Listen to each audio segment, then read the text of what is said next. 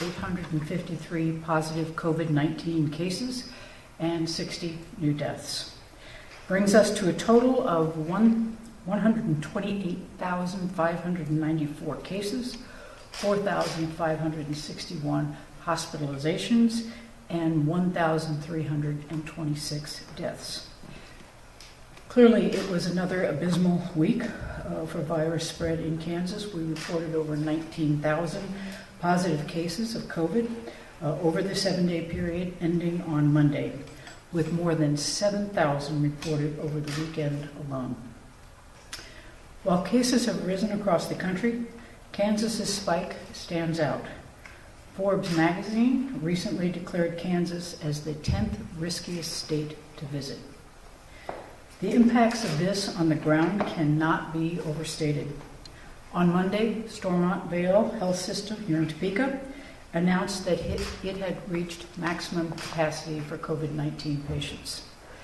Cloud County Health Center in Concordia, Kansas, was recently forced to transfer a critical patient 3 hours by ambulance to Omaha after 8 different in-state hospitals declined to take the patient due to lack of staffed bed space.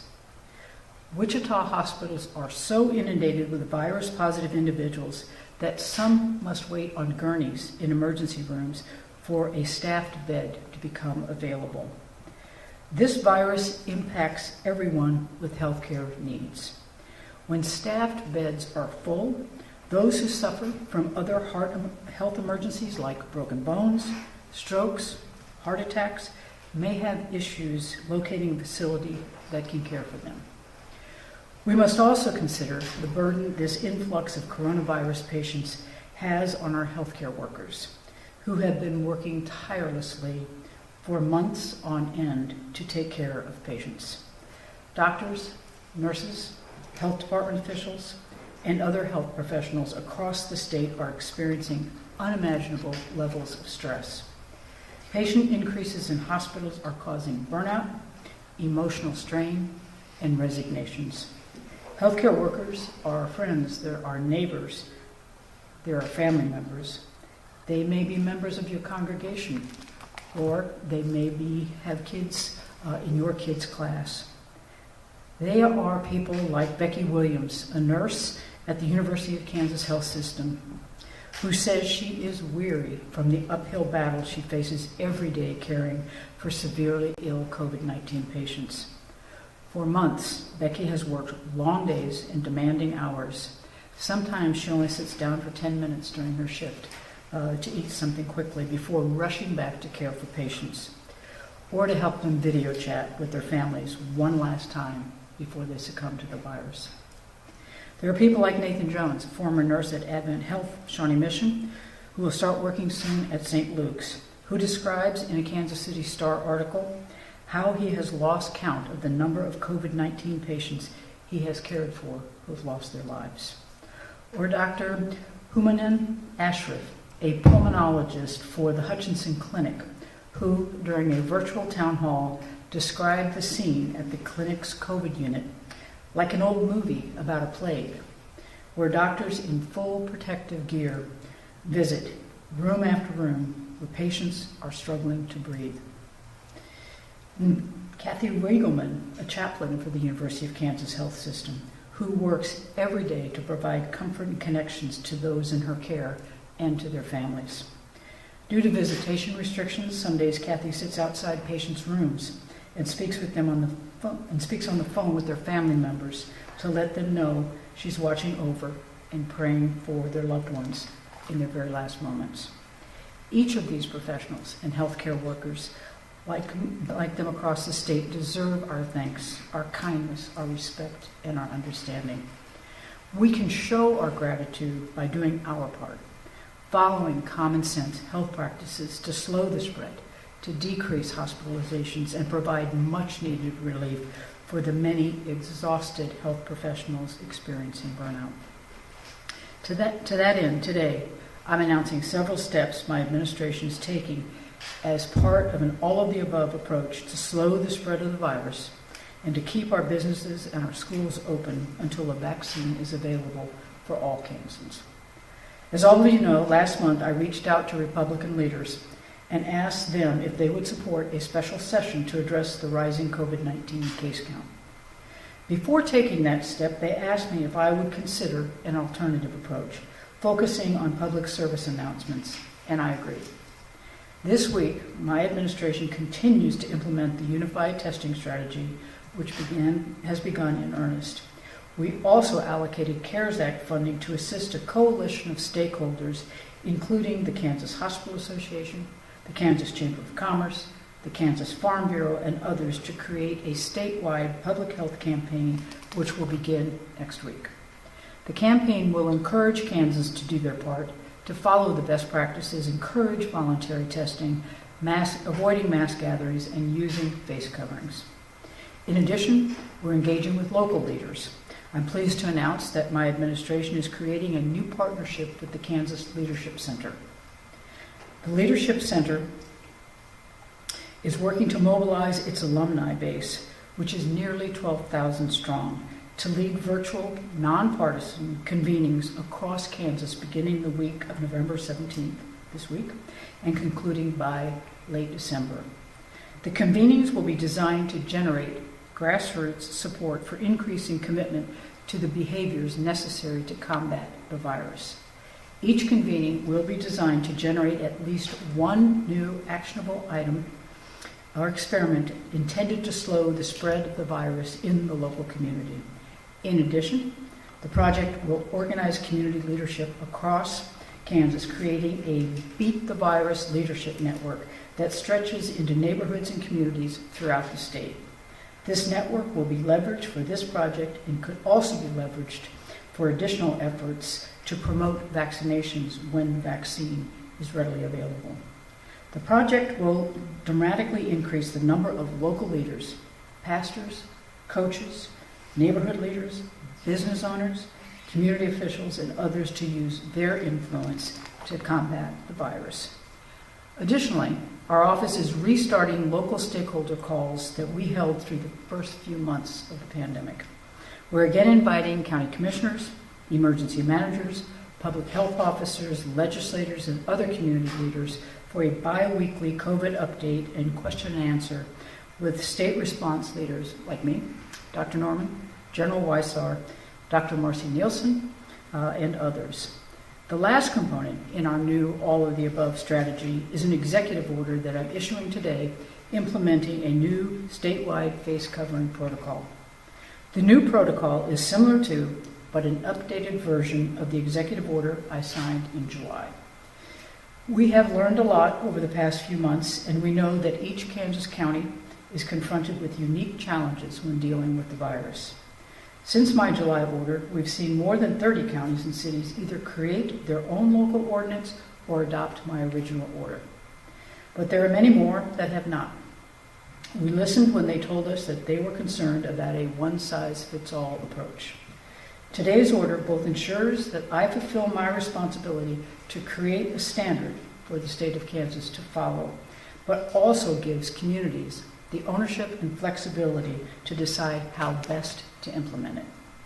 Under our new face covering protocol, county commissions will have 1 week to implement their own face covering ordinance, one that works for them and for their residents. If after a week they've not created their own, they'll automatically be opted into our standard face covering protocol. The counties and cities that have already implemented face covering requirements will be exempted from this new executive order and can keep their existing protocols. We have reached a new stage in our fight with this virus, and how we choose to respond can turn the tide for our businesses, our hospitals, and our schools. Republican and Democrat governors across the country have moved swiftly to enact policies to address the new surge of COVID cases. 36 states now require face coverings, including Utah, North Dakota, and Iowa, signing on in the last 2 weeks. We're trying a different all-of-the-above approach in Kansas. New research tells us that no one-size-fits-all solution exists to stop the virus. We are learning more every day about what we need to do as policymakers to protect the public. Our strategy is a package of bipartisan ideas that will be implemented working through public-private partnerships and with stakeholders from across the state.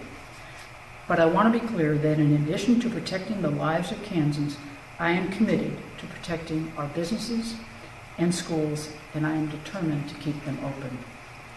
I've heard from parents across the state who don't know how they will balance another school shutdown with their work.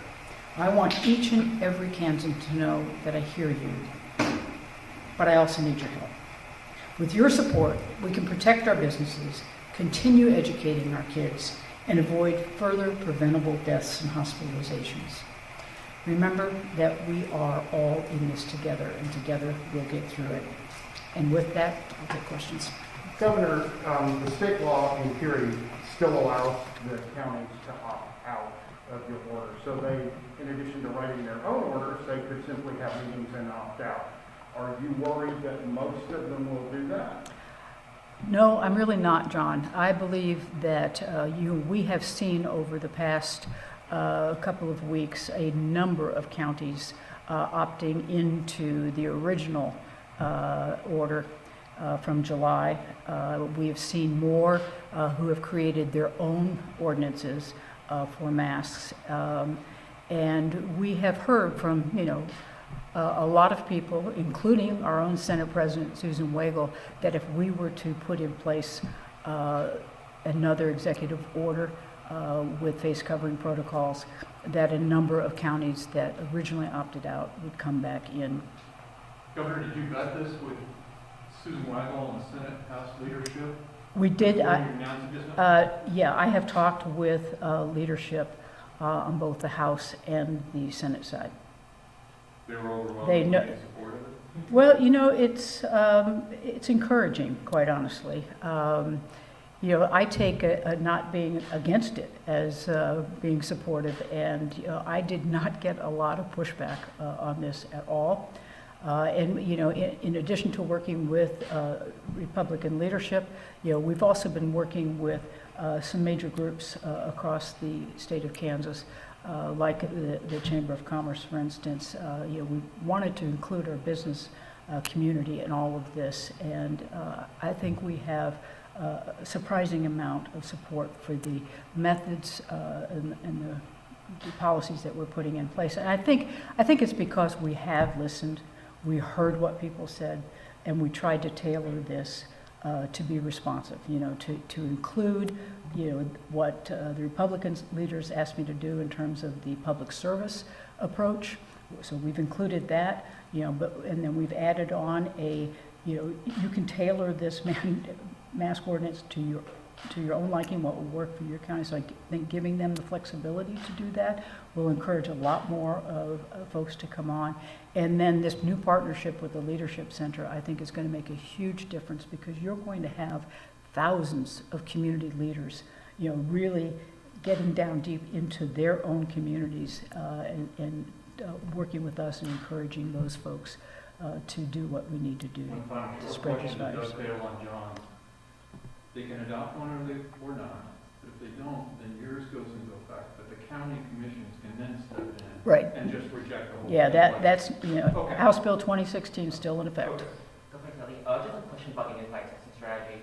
I've talked to the state folks, and they have, I guess, two kind of main critiques on the strategy.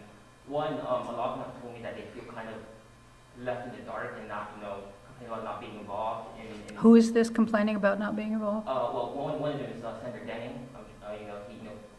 Is this the testing strategy you're talking about? Okay. And then the second thing is that a lot of Republicans are saying that you are more resistant or resisting doing more business testing, and they're wondering why.